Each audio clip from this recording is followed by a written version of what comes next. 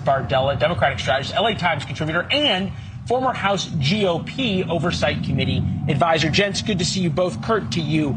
We are going to hear a lot of ideas from President Biden, billionaires tax, capping prices on this, on and on, things that are absolute dead on arrival. Would he be better off acknowledging the pain that Americans feel to probably do a little bit more to help his poll numbers?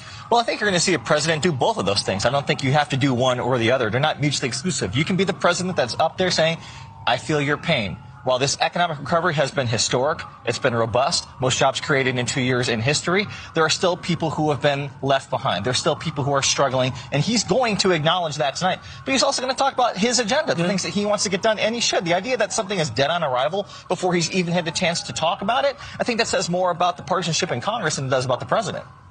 Well, and there's a lot of partisanship in Congress. Scott, this comes to you.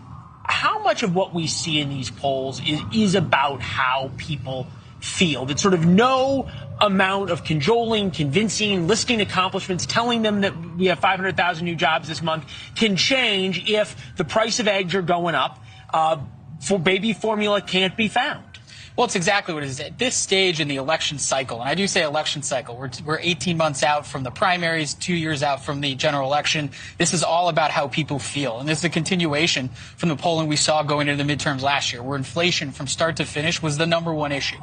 From start to finish, it was how much people were having to pay at the grocery store, for a home, for milk, etc. There was some good jobs news, but that was factored into the most 3 recent polls we've seen before, in the last week or so, along with all of the good economic messaging. And still across the board, it looks like President Biden will get a renomination if he runs, but he's going to have a tough time against a DeSantis or a Trump presidency. Yeah, and still, to be fair, in the midterms, President Biden did better than basically any modern Democratic president has. Yeah. With all the issues you pointed out. There is this feeling, though, right, that things just aren't working. Price of eggs, baby formula shortages.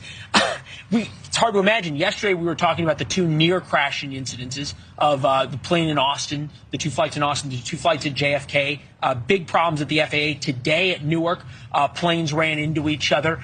Kurt, how worried should Democrats be that if Republicans get a good alternative, can't beat somebody with nobody, right, that the American people are going to vote with 71% saying we're going in the wrong direction?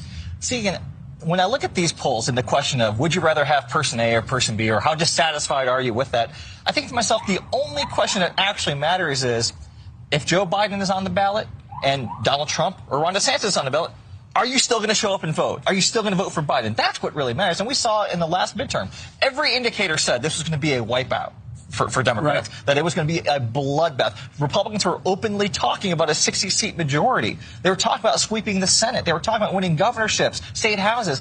And the exact opposite happened. And so that just tells me intuitively, I don't really care about artificial poll numbers and questions trying to create narratives. Do you like Biden? Well, no, but this is the thing. It's his business. Like, and that's it right there. There's a business model to it. It gives people like us something to talk about. There's a business model and talking points Joe Biden. They're still going to talk about Joe. They're still going to vote for Joe Biden, whether they like him or not. Come on. There's a business model and talking points, but let's deal in the data. If you're serious, and I know you are, we're going to go off camera, and I'm sure we're going to talk about this in front of a stake. You look at the numbers, and you would say, hey, most Democrats would prefer not to see Joe Biden on the ticket. Most Democrats, as you point out, will vote for him if he's on the ticket. But if that's what the empirical data says, and that's from the Washington Post ABC poll, then you have to have a serious conversation about whether he's the right candidate to go against a candidate DeSantis or candidate Trump. He's the right candidate to go against Donald Trump because he already beat Donald Trump. One thing that's also real on television, okay, is the time. We're out of time. We're past time. We'll be right back.